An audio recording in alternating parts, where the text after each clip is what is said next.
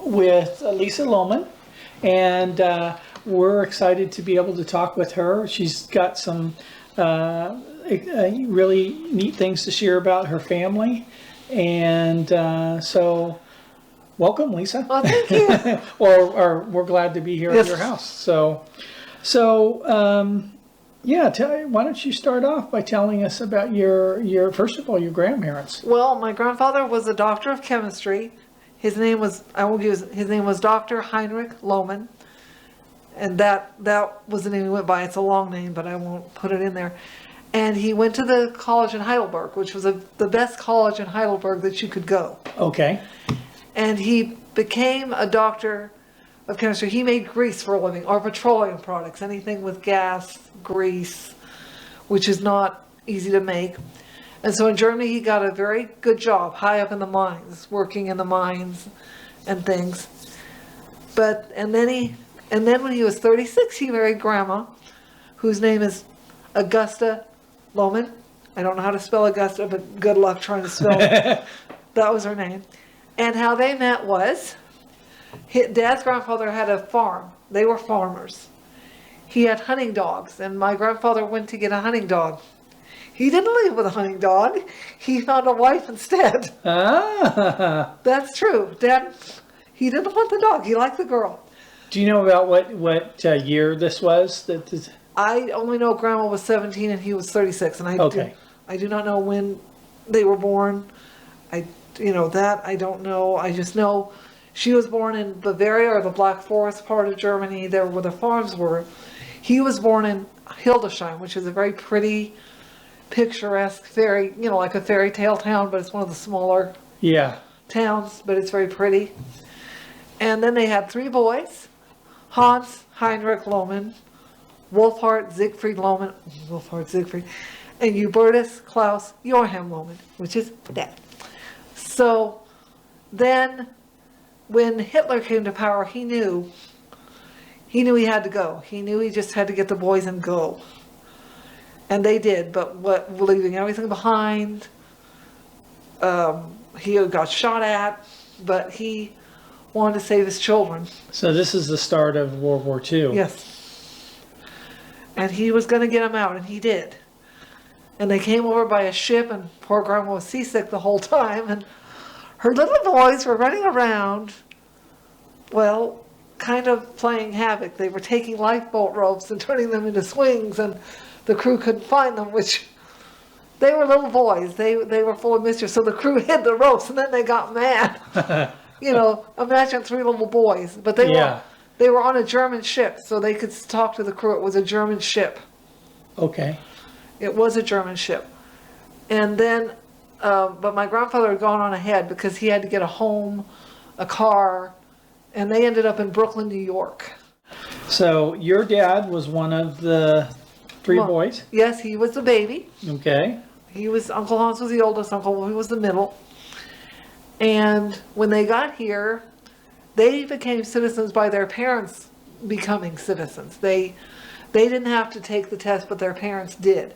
Okay. And so then they became citizens. And my grandfather was very proud because he saved his sons. That was the proudest day of his life. And then the stock market came, the crash, I don't know if you know when that was, and he lost all his money through no fault of his own, and they had to move to New Jersey. Oh, wow. Because they lost a nice house. I mean, sure. He couldn't save his money. He was very ill, and he couldn't save it. And so they went to Camden, New Jersey to live, and he worked for City Service Oil Company in New York. That's where he was the chief chemist. Okay. And he made any kind of grease or petroleum. You know, the petroleum and the Vaseline? Mm-hmm. He made that. Okay. That's an example of what he did.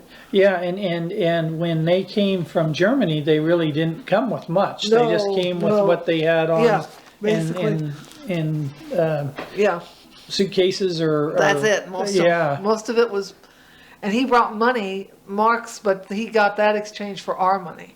Okay. He did bring, but it was, or no, I think he brought gold, actual gold, and then he was able to use that. Because they had to leave so much. Grandma, I think it was hard for Grandma to leave everything, but I guess he told her, we're saving the most important thing. We got to save the boys. Yeah. that's a really, really amazing thing. I mean, it's like sometimes, you know, like I was saying earlier, that sometimes people can, they hesitate because they don't want to leave their possessions or He their didn't. home or, you know, maybe other family but that was wise of him to, Yeah. you know, choose to leave. Grandma didn't want to, but she said, you know, she had to go with her husband. And that's what she told the boys. I said to Dad, how could they tell you at 6? Because you couldn't tell a little boy Hitler, they wouldn't understand, the 3 boys. So she just said, your father's going to another country and we have to go with your father. Yeah. Which was the basic way of... And you had said that he didn't want to see his boys have to go and serve in the German army and fight for Germany. No, Dad ended up fighting for us. But that had to be I still think it had to be hard because you were born in Germany and then you have to go back and go against. Yes. It's not easy because that's still the country you were born in. And you're not just leaving, you're leaving friends possibly. They had friends. Co-workers and... Yeah. And so they got a nice home in New Jersey. And then the boys, of course, all grew up. And at 17, Dad went into the Merchant Marines, which is, I don't know if you know what the Merchant Marines... I do, yeah. And he went all around the world. And he served on the ship called the Halo. Okay. It's called the Halo. He said one day they were going and dolphins followed him the whole way to one of their ports. Oh, wow. The dolphins just kept staying with the ship. And Dad thought that was the greatest thing, a whole thing of dolphins.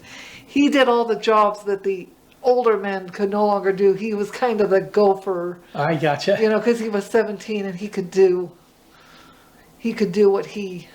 what they couldn't do. Yeah. You know, go under here, go under there. Do you know how it was for them coming to America? Were they accepted or, I mean... Not very easily because the Germans, you know, took the Jews. They blamed my father and his brothers for the war. Now, they're little boys who had nothing, you know, just because they were Germans, but they thought, you're Germans, you're going after the Jews. So they were treated, and they didn't do it. Their parents didn't do it, but they were treated like, oh, you're Germans and you want to kill all the Jews. They didn't do it. Yeah.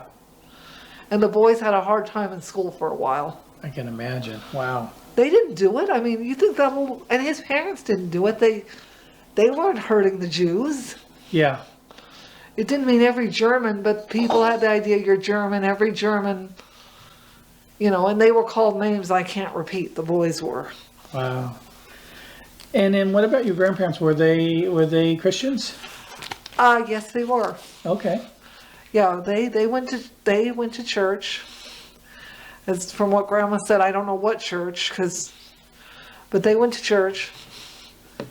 I would imagine with everything they went through that their faith was important, you know? Oh yeah, and all the things they experienced with their children. My uncle almost died at the age of 17, the oldest boy, in a car accident. That was very hard. He survived with a steel plate in his head, but he was hit by a car on a bike. If you can imagine a bike, he turned a corner and he was on a bike and the car took the bike and his head was literally...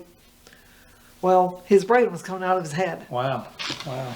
And they couldn't move him for 3 days and they thought he was going to die. So after that, he lived, but he had to have a steel plate in his head the rest of his life. Wow. Yeah, and back then the cars were built really heavy, so. And he didn't serve in the war. He couldn't because of the steel plate. Okay. But the other 2 could. And then after that, Dad went into the war, World War II, where he got lots of medals. I have I don't know where his Army discharge paper is, but I didn't realize he got all these medals and commendations and everything for what he did. Wow. Because first he did the Monument Men. Do you want to kind of explain what the Monument Men did? They looked for what the Nazis stole. They went to find all the art, all the precious things, and give them back to the owners. And Dad had orders from Dwight Eisenhower to do this. Wow. Signed. To go all over Germany and do that. Yeah, and there was a movie made about the Monument Men. So that's something that if people want to learn more about that, it certainly can look it up online too. Yeah, So, he found a lot of stuff. And the other thing he did, because he was German, they would bring in the generals of the Luftwaffe, which was the Air Force, and he could speak German, so he would get information from them and tell our side what they were doing. oh, wow. That too. So it's like prisoners, they bring Yes. prisoners of war in. Yeah, And they were willing to talk to him because he was German, where they would not talk to an American. okay. And they brought their secretaries with them. I don't know why. And Dad said there was a sweet thing to that. That his middle brother had his first child, a niece. And one of the secretaries made a little gift for his niece. Now you see, this is in wartime. And you're making a gift for the enemy, but she did. Oh, wow. I thought that was kind of sweet to give Yeah. to it's the enemy, you make a gift for the little niece. Yeah, But maybe because he was German, they were, and then he married Mom. okay. Yeah, they got Picture. married in 1950, but he met her on a blind date. Okay. They set him up and then they stayed married for 64 years. Wow. Yeah, 64 years. And they had Daryl, which my mom had been married before. David's father was a Mexican man. I think you've heard me say that. Okay. She was married at 17. They got divorced. And then she married Dad. And she wanted him to have Daryl because she wanted to have a child of his own. Sure. And then she couldn't have any more children. And so they adopted me because she wanted a little girl. Okay. And do you know what year that was? 1962. Okay. October 12th. I was born October 12th, 1962. They didn't adopt me then. But it was in that year. Okay. Because I had to stay in the hospital for a while because I was so little they couldn't let me out of the incubator for a while. And then I had to go to foster mothers before and the one foster mother wasn't very good. She didn't feed me and I had to go back in the hospital. Oh, no. I would cry and cry and she wouldn't give me anything to eat. She just wanted the money. Yeah. And they said that wasn't good with my condition. But then the second foster mother was a lot nicer. She didn't want to give me up, but she had to give me to them. So and you were saying, so you were born with cerebral palsy. Yes. And you said that when they delivered you, They pulled me out. He pulled me out with forceps and he disappeared and no one ever heard from him again. Wow. He wasn't quite a doctor all the way, but my birth mother, you're having a baby, you're panicking, you're calling somebody, get somebody out here. And I went to the hospital and so did she, but she came back and I stayed in the hospital because she signed the adoption papers then and there. Okay.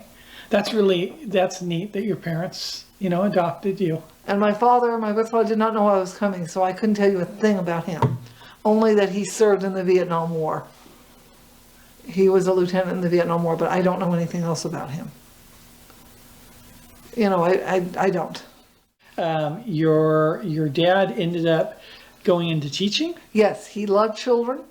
He was a high school math teacher, drama teacher, English teacher. Any kind of subject, he loved children. And he did that for a lot of years until he got fired. Because when he became a Christian, he wanted Christian literature in his classroom. And they would let the teacher teach evolution, but they wouldn't let him have Christian literature in his room. Oh. Now, I don't get that. The evolution teacher could have, but he couldn't have anything. And his students tried to save him, but he lost his job. Oh. All because he wanted Christian tracts in his room. Wow. And the evolution teacher could have everything he wanted. I think that today is still true of a lot of situations in schools, Evolution's not, he just wanted to give his students a chance to see what was the truth. Yeah.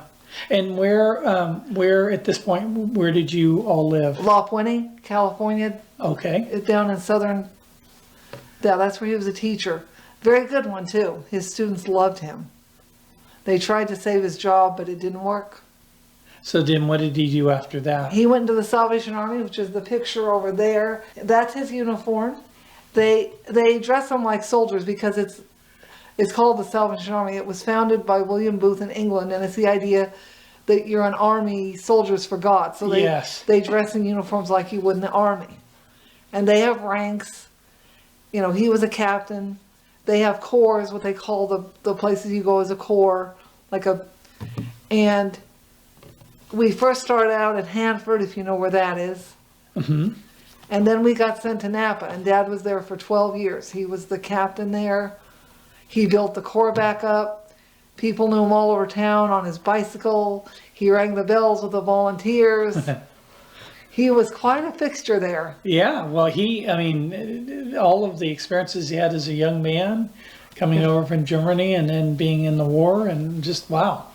Yeah, they loved him there. There's a mural down in Napa where his picture is on it, and it's still on the core building. Okay. Someone painted it. But I can't show you the picture of that, but that's still down there. And you were saying he became a Christian At the age of 40. at the age of 40. Yeah, I know that's a little late, but he finally did it. Yeah.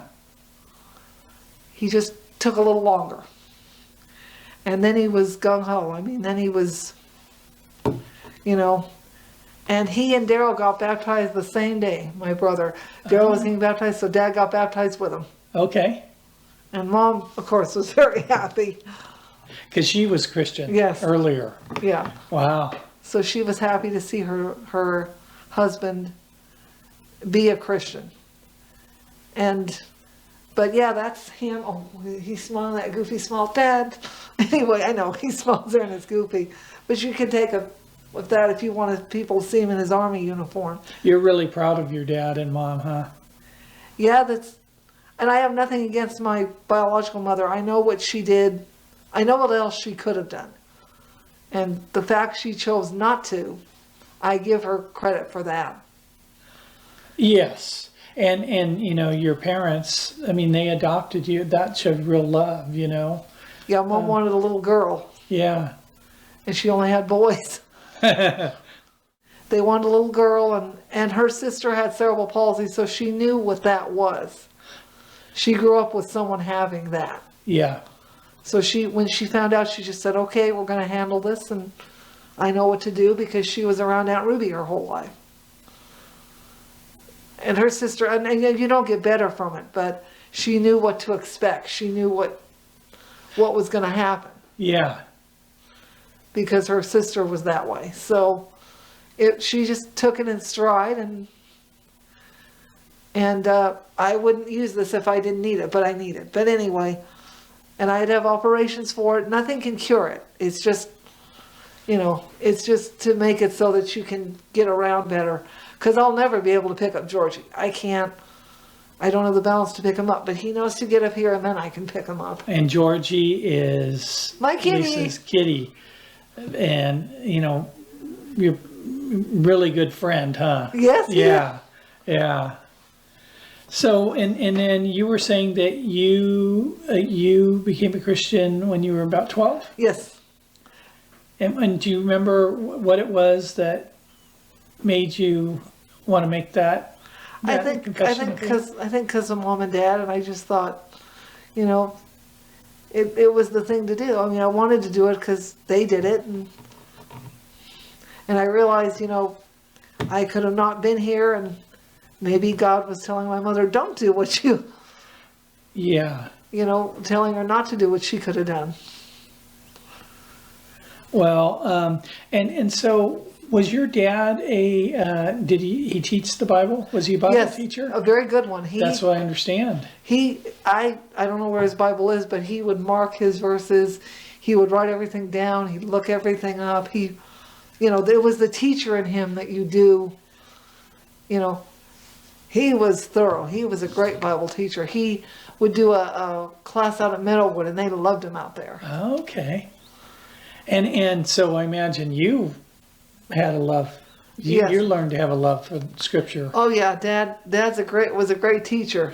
I also learned to read from him. My love for any kind of reading. Yeah. Yeah, and I can read, despite the fact everyone thinks I can't. I can read. I'm not incapable of reading.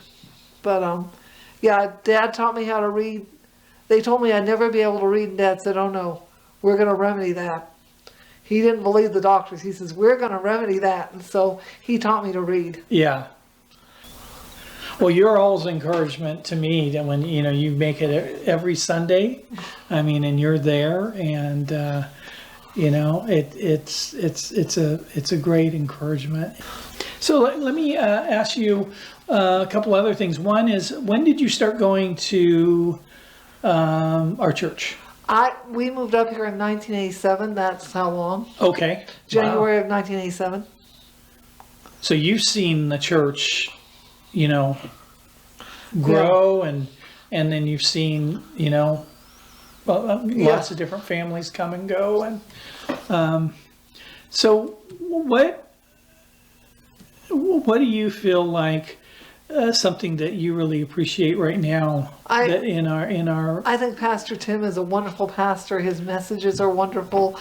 The church is growing. I like seeing all the children there that I get to have fun with. Yeah, It's just wonderful to see that. it is. It's exciting, isn't it? Yeah, I mean, to see 6 or 7 children that I can, it's just wonderful. And Pastor Tim is such a wonderful preacher. He is. So would you, let me ask you this, if there's one thing that you were going to share with somebody that may not be going to church, or, maybe considering, coming to belief in the Lord, what would you, I would say, well, I'm going to think of my friend Lori, who's not a Christian. I would tell her our church is wonderful, wonderful people there, not perfect, and they're willing to accept you as you are, and that's, some churches are not. Yeah. And there's not the rituals, it's just preaching and just a basic church, not the rituals that some other churches have. Some people are turned off by that. I would say this is just a church where you come as you are, you're accepted as you are, and no rituals, just good Bible preaching and come as you are. we try to love each other in the best way we can, just God asks us to do, Yes, right? that's the one thing He asks us to do. Yeah. Well, this is great. Thank you, Lisa, for welcome. sharing all this. And we'll be excited to, be able to take some pictures, and we'll probably be talking to you again sometime good. about more stories.